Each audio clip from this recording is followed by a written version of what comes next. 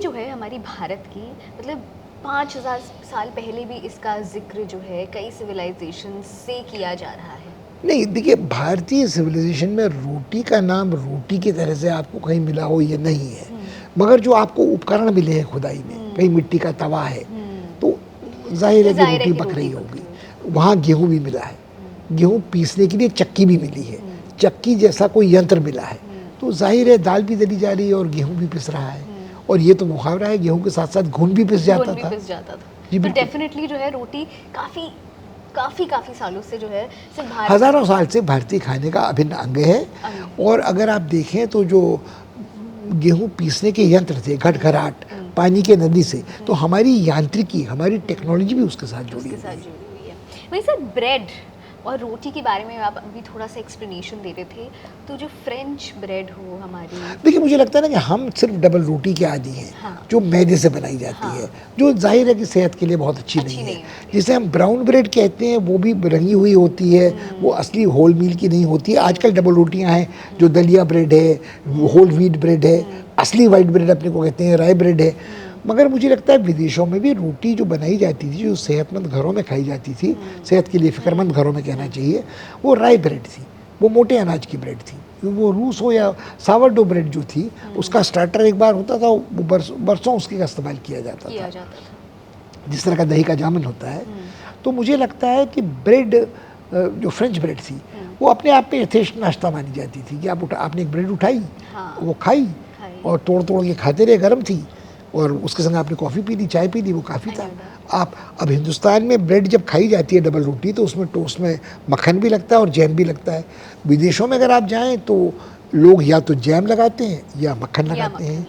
और जो बैगविट ब्रेड यहूदियों की ब्रेड है, जिसमें वो चीज़ के स्लाइसेस या मतलब थिन सामन के स्लाइसेस मछली के साथ भी खा लेते थे। अगर आप देखें तो जो तुर्की में, भूमध्य सागर में लोग खाते हैं, वो जैतून के तेल में ब्रेड को भिगाते हैं और उस डिप के संग खा लेते हैं, या उसके संग आप थोड़ी मिर्च मिला लेते हैं, या हुमस के साथ आप खा लेते हैं, या जो ठंडा बैंगन का भरता चोखा नुमा बाबा गनूस होता है उसके संग खा लेते हैं। तो वही ब्रेड और रोटी में क्या डिफरेंस क्या है? देखिए बुनियादी डिफरेंस ये है कि जो ब्रेड है वो बेकरी में बनती है, बड़े पैमाने पे बेकरी पे बनती है, और रोटी घर पर छोटे पैमाने पर बनती है। बेकरी में बनने वाली ब्रेड में खमीर चढ़ता है हमेशा से, घर पे बनने वाली रोटी में खमीर चढ़े ये ज़रूरी नहीं है। खमीर चढ़े आटे की रोटी आप घर में बना सकते हैं, हल्की खटास वाली। घर में आप नान भी बिना बन के आप तवे पे बना सकते हैं। मगर बुनियादी फ़र्क बेकरी से ख़रीदी ब्रेड का है, और विदेश में कोई आदमी घर में ब्रेड बेक करने वाला बहुत कम मिलेगा आज के डेट में। तो अब बिल्कुल सवाल ही नहीं उठता। मेरे ख्याल में 100-150 साल से बेकरी से लोग खरीदते हैं। मगर आप ये ना भूलें कि हिंदुस्तान में भी 150 साल पहले, पौने 200 साल पहले नान बाई के यहाँ से ही लोग रोटी खरीद के लाते थे। एक किताब है स्मोक विदाउट फायर, सिद्दीकी साहब की, जिन्होंने विभाजन के पहले की दिल्ली का वर्णन किया है। तो लोग नान बाई के यहाँ से ब्रेड खरीद के लाते थे। चपातियाँ भी वहाँ से खरीदते, गोश्त खरीदते थे, कबाब खरीदते थे, बगल में नान बाई के यहाँ से रोटी खरीदते थे, घर में लाते थे उसे। घर में रोटी कौन पकाता था? वहीं अगर हम महाराष्ट्र की बात करें तो वहाँ पाव का भी काफ़ी ज़्यादा। देखिए पाव का तो महाराष्ट्र का हिसाब बिल्कुल सीधा है ना, कि पुर्तगाली आए और बम्बई उनको मिला, वो उन्होंने दहेज में अंग्रेज राजकुमार को दिया। तो पाव का मतलब है, पुर्तगाली भाषा में पाव रोटी को कहते हैं, पाव PAV, उससे पाव बन गया। तो वो डबल रोटी कहिए या पाव कहिए या बटाटा वड़ा के संग आप उसे वो बड़ा पाव कहिए, वो तो विदेशी है, वो तो पाव तो विदेशी है। अब हमने उसमें बटाटा भी उनके संग पुर्तगालियों के साथ आलू आया, वो भी उनका है, मिर्च भी वो लाए तो वो भी उनकी है। तो हम बात क्या कर रहे हैं, वो तो महाराष्ट्र की चीज़ नहीं है। मराठी मानुस कितना ही झगड़ा करे, हट करे, वो आया पुर्तगालियों के साथ, उन्हीं का खाना है। तो बस सर रोटी की बात करें तो भारत की जो ओरिजिनल अगर सबसे ज़्यादा खाई जाने वाली रोटी है वो कौन सी है? गेहूँ की और मंडुवे की, रागी की और बाजरे की। कि जो हमारे अनाज है, जो गरीब आदमी था वो मोटा अनाज खाता था, वो मंडुवा या रागी खाता था या बाजरा खाता था या ज्वार खाता था। तब ज्वार महंगा नहीं था, उससे भाकरी बनाता था और रोटी बनाता था। वो रोटी हमारी अपनी है। भाई अगर आपकी सबसे पसंदीदा रोटी की बात करें तो वो कौन सी है? देखिए इसमें दो रोटियों का मेरा फ़र्क है। मुझे बहुत अच्छी लगती है ज्वार की रोटी, जो महाराष्ट्र की और दक्षिण के इलाके की है।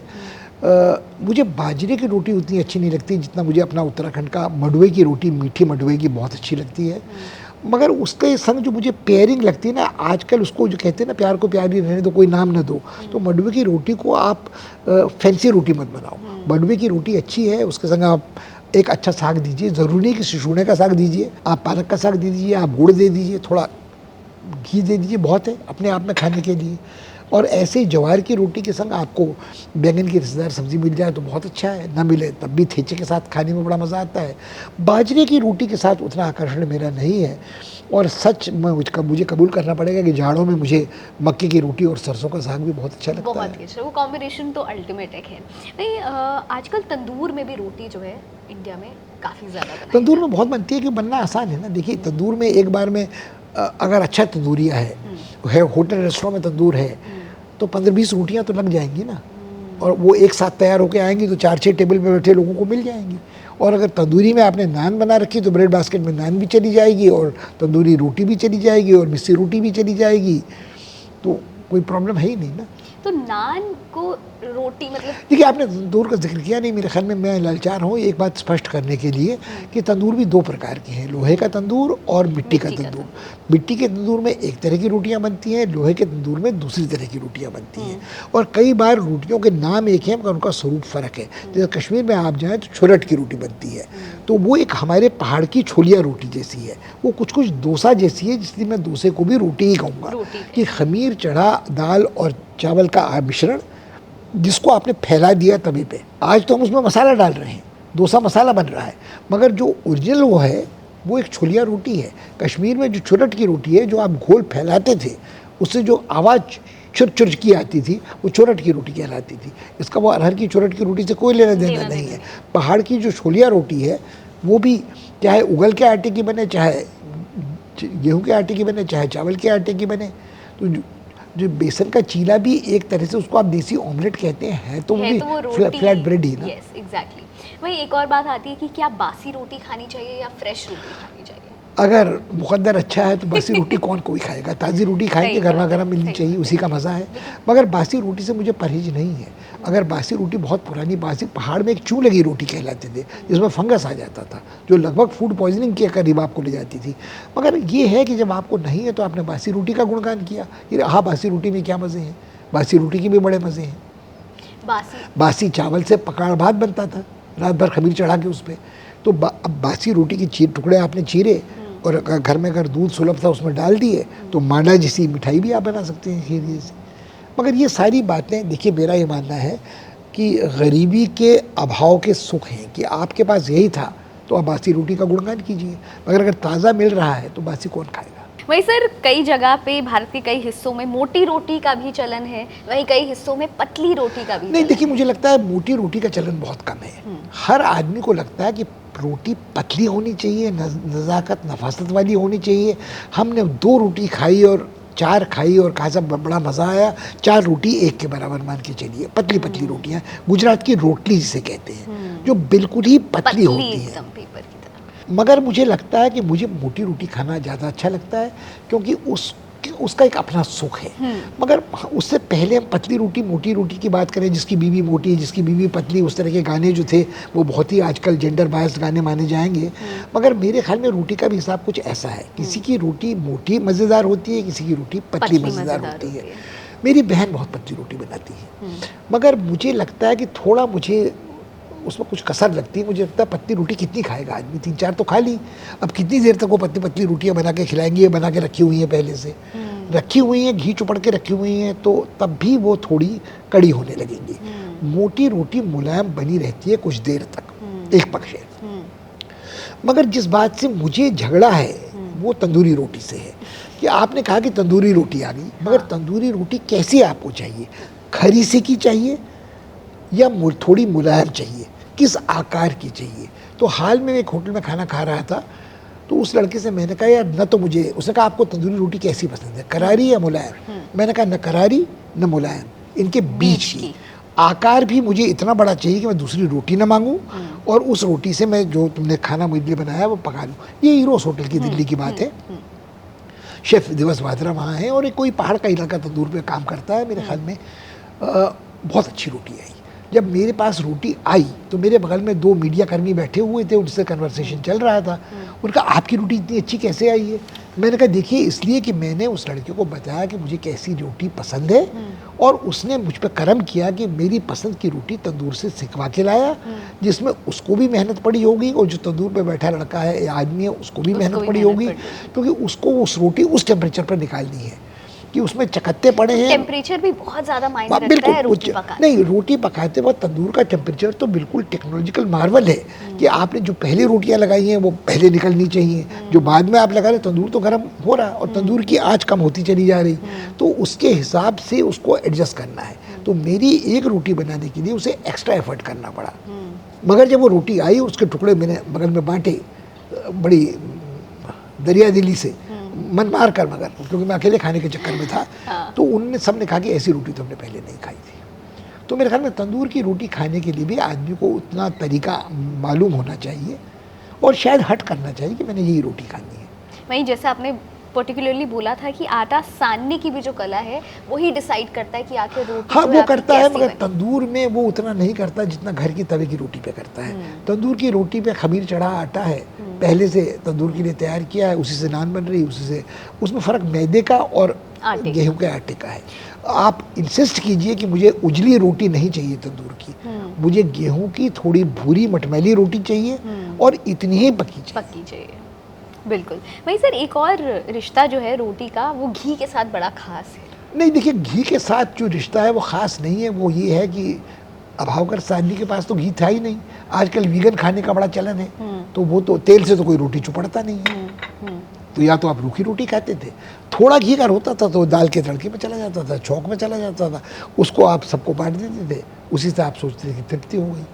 तो फिर कब से घी पर रोटी? नहीं, घी का जब से अभाव हुआ है और जब से वनस्पति का चलन चला है, जब से कहना शुरू किया गया है कि ये देसी घी है, तो देसी घी वो है जो शुद्ध घी है। पहले तो सारा ही घी शुद्ध था, उसमें मिलावट नहीं होती थी, पहले वनस्पति नाम का घी था ही नहीं। ये हाल का चलन है कि हाल से फिर लोग कहते हैं हाँ जी गाय का घी ज़्यादा अच्छा है, 1 चम्मच घी खाने से कोई नुकसान नहीं होता, उससे फ़ायदे बड़े हैं। ये सारे मार्केटिंग के प्लॉय हैं, वो बाबा रामदेव का घी हो या A1 A2 वाला घी हो या बेंगलोर का घी हो या देसी गायों का घी हो या गुजराती गायों की विशेषता हो। मगर अगर आप देखें तो घी खाने के लिए थोड़ी मात्रा में हमेशा अच्छा है, मगर रोटी में ही चुपड़ के घी खाएं ये मुझे बात समझ में नहीं आती। मैं घी को दाल में ऊपर से डालना पसंद करता हूँ, चावल और दाल खाने के वक्त ऊपर से डालना पसंद करता हूँ। घी का तड़का मुझे अच्छा लगता है, मगर मुझे चुपड़ी रोटी, चिकनी चुपड़ी ना मुझे बातें पसंद है ना रोटी पसंद है। ये इससे तो सर ने हमारी जो फाइल है आई थिंक क्लोज कर ही दी है। नहीं, चुपड़ी जिस तरह दाल की फाइल क्लोज नहीं होगी उस तरह रोटी की फाइल भी आसानी से क्लोज नहीं होगी। सही बात है। तो हमारी ये साधारण सी रोटी जो है एक्चुअली में है बड़ी कॉम्प्लिकेटेड। किस तरीके से आप सान रहे हैं, कितना पानी डाल रहे हैं, रोटी का आटा टाइट सान रहे हैं या फिर हाँ, वो आटा पूरी के लिए सना है, पराठे के लिए सना है, बाटी के लिए सना है, सिद्धू के लिए सना है। वो बाटी भी तो आखिर एक रोटी है, टिकड़ी भी एक रोटी है। बिल्कुल।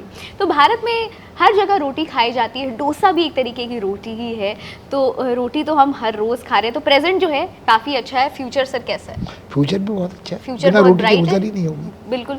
और ख़ास तौर पर फ्रेंच ब्रेड जो बहुत ज़्यादा वर्ल्ड वाइड फेमस है, आपको फ्रांस में भी अब हमारी भारतीय रोटी जो है वो खाने को ज़रूर मिल जाएगी। और हमारा हमको इस बात पे देखिए बहुत परेशान नहीं होना चाहिए, नाज नहीं होना चाहिए। हम विश्वगुरु हो गए हर चीज़ में, हमारी रोटी वहाँ चलेगी, हमारी रोटी यहाँ चलेगी। हम 1.5 अरब आबादी का देश है, कुछ ही वर्षों में, शायद इसी वर्ष हम चीन से ज़्यादा बड़ी आबादी वाला देश होंगे।